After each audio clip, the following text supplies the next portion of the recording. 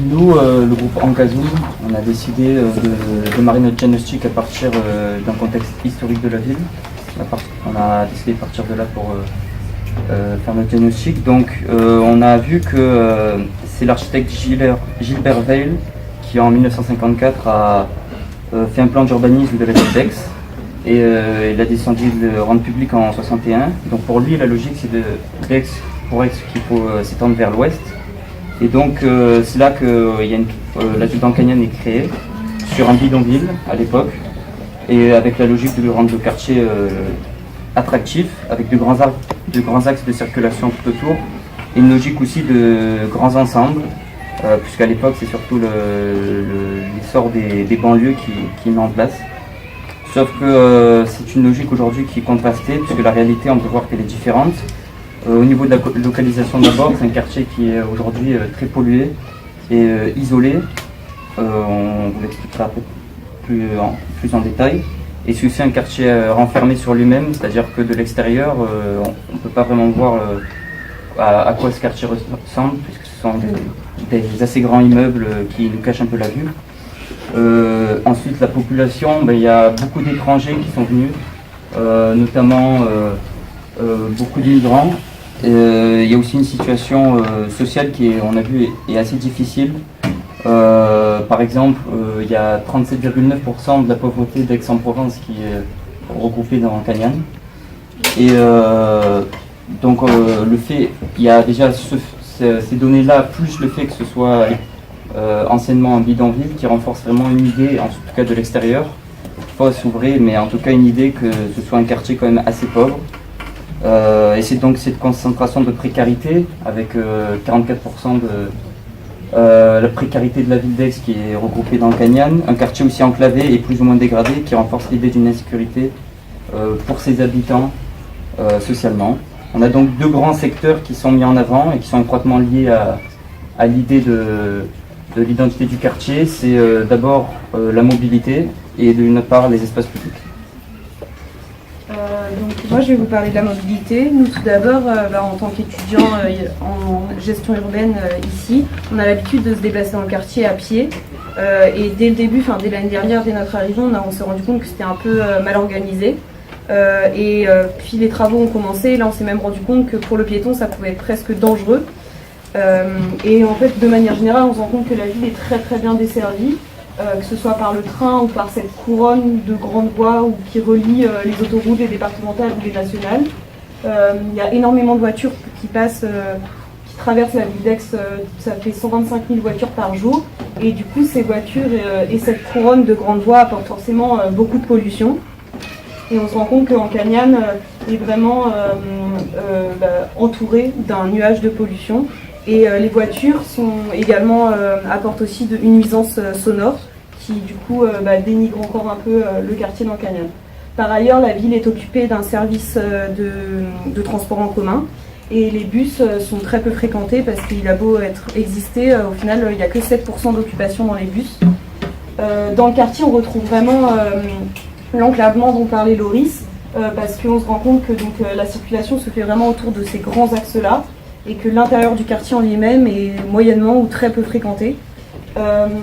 Par contre, on se rend compte vraiment de l'importance de ce rond-point, qui va devenir un carrefour, car il y a 2 voitures par seconde qui passent sur ce carrefour-là. Il y a également 2 lignes de bus qui traversent le quartier, mais comme les bus ne sont pas nécessairement à l'heure, surtout en ce moment avec les travaux, ça complique un peu le déplacement en plus. Par ailleurs, il n'y a pas de piste cyclable dans le quartier. Par contre, le stationnement il est gratuit, mais au final, on pensait que ça aurait pu apporter quelque chose, alors que finalement, ça draine juste la population qui vient se garer là et qui part dans le quartier. Donc c'est vraiment un lieu de passage et qui profite de la gratuité du stationnement, et les gens partent directement dans le centre-ville après parce qu'il est quand même proche du centre-ville, ce quartier. Par ailleurs, on s'est rendu compte aussi que le quartier est en pente et que la voirie est un peu abîmée, et du coup ça facilite pas non plus les déplacements, qu'ils soient piétons, à vélo ou pour les personnes âgées. Voilà pour la partie mobilité, les plus grosses difficultés qu'on a remarquées, et il y a aussi des difficultés sur les espaces publics dont Jade va vous parler.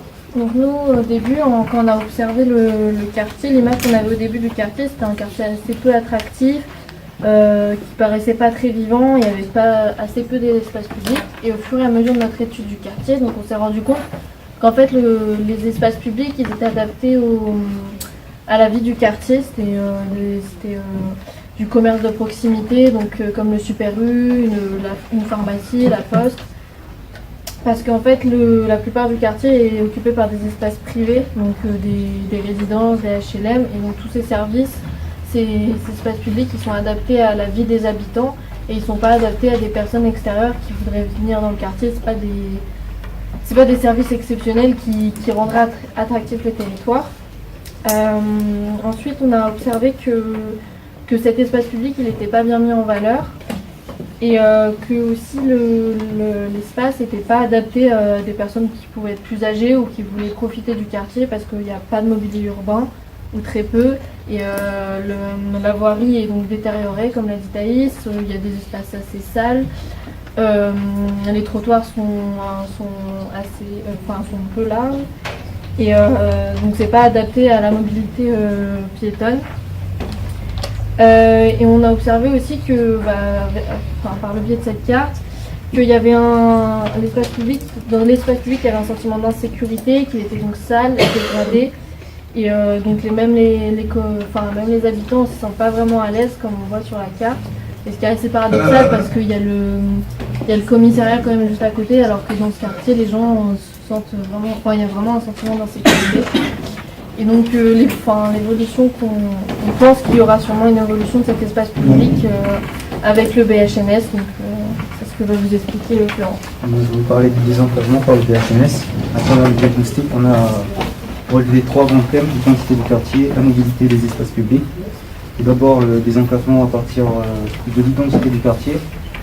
Le quartier va devenir une entrée principale de la ville d'Aix, avec notamment la mise en place de différents parkings en relais au nord et au sud, qui va fluidifier la circulation, permettre la baisse de la pollution et moins de voitures individuelles. Après, au niveau de la mobilité, des espaces publics.